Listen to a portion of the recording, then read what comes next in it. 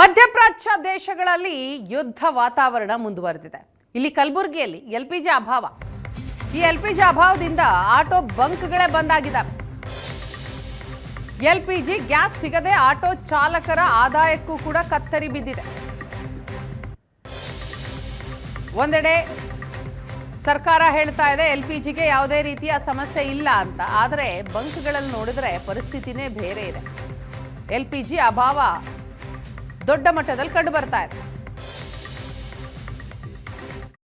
ಮಧ್ಯಪ್ರಾಚ್ಯದಲ್ಲಿನ ಯುದ್ಧದ ಬಿಕ್ಕಟ್ಟಿನ ಸನ್ನಿವೇಶದ ಹಿನ್ನೆಲೆಯಲ್ಲಿ ಕಲಬುರಗಿನಲ್ಲಿ ಆಟೋ ಚಾಲಕರು ಪರದಾಡುವಂತಹ ಪರಿಸ್ಥಿತಿ ನಿರ್ಮಾಣವಾಗಿದೆ.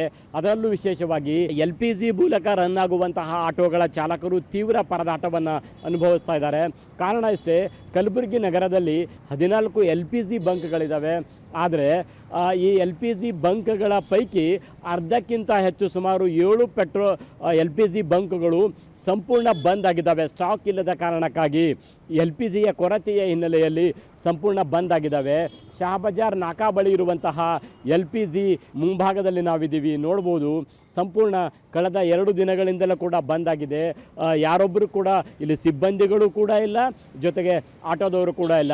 ಇದು ಒಂದಲ್ಲ, ಕಲಬುರಗಿನಲ್ಲಿ 7-8ಕ್ಕಿಂತ ಹೆಚ್ಚು ಎಲ್ಪಿಜಿ ಬಂಕ್ಗಳು ಇದೇ ಪರಿಸ್ಥಿತಿಯನ್ನು ಅನುಭವಿಸ್ತಾ ಇದ್ದಾವೆ. ಇನ್ನಿರುವಂತಹ ಬೆರಳೆಣಿಕೆಯ 1-2 ಎಲ್ಪಿಜಿ ಬಂಕ್ಗಳಲ್ಲಿ ತೀವ್ರವಾದಂತಹ ಪರದಾಟ, ನೂಕುನುಗ್ಗಲು ಆಟೋ ಚಾಲಕರಿಂದ ಕಂಡುಬರ್ತಾ ಇದೆ. ಎಲ್ಪಿಜಿ ಮೂಲಕ ಆಟೋ ರನ್ ಆದಲ್ಲಿ ಒಂದಿಷ್ಟು ಖರ್ಚು ಕಡಿಮೆ ಆಗ್ತದೆ ಅನ್ನುವಂತಹ ಕಾರಣಕ್ಕಾಗಿ ಆಟೋ ಚಾಲಕರು ಎಲ್ಪಿಜಿಗೆ ಕನ್ವರ್ಟ್ ಆಗಿದ್ದಾರೆ. ಸಾಕಷ್ಟು ಸಂಖ್ಯೆಯಲ್ಲಿ ಅಂತಹ ಆಟೋಗಳನ್ನು ಪರ್ಚೇಸ್ ಮಾಡಿದ್ದಾರೆ. ಆದರೆ ಅಮೆರಿಕ, ಇಸ್ರೇಲ್ ಮತ್ತು ಇರಾನ್ ನಡುವಿನ ಯುದ್ಧದ ಬಿಕ್ಕಟ್ಟಿನ ಹಿನ್ನೆಲೆಯಲ್ಲಿ ಇಂತಹ ಪರಿಸ್ಥಿತಿ ತಲೆದೋರಿರುವಂಥದ್ದು. ಕಲಬುರಗಿನಲ್ಲಿರುವಂತಹ 13-14 ಎಲ್ಪಿಜಿ ಬಂಕ್ಗಳ ಪೈಕಿ 9 ಎಲ್ಪಿಜಿ ಬಂಕ್ಗಳು ಸಂಪೂರ್ಣ ಬಂದ್ ಆಗಿದ್ದಾವೆ.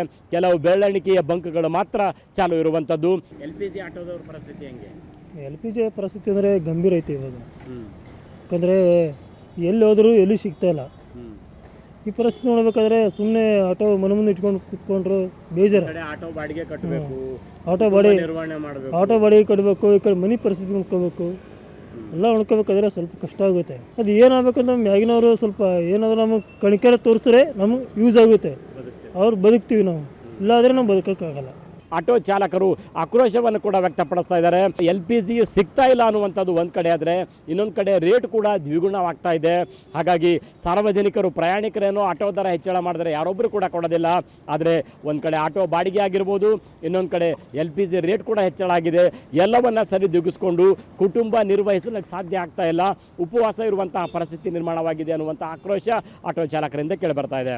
ಏಷ್ಯಾನೆಟ್ ಸುವರ್ಣ ನ್ಯೂಸ್ಗಾಗಿ ಕಲಬುರಗಿಯಿಂದ ಕ್ಯಾಮ್ರಾ ಪರ್ಸನ್ ಇಂದ್ರ ಜೊತೆ ನಾನು ಶರಣಯ್ಯ ಹಿರೇಮಠ.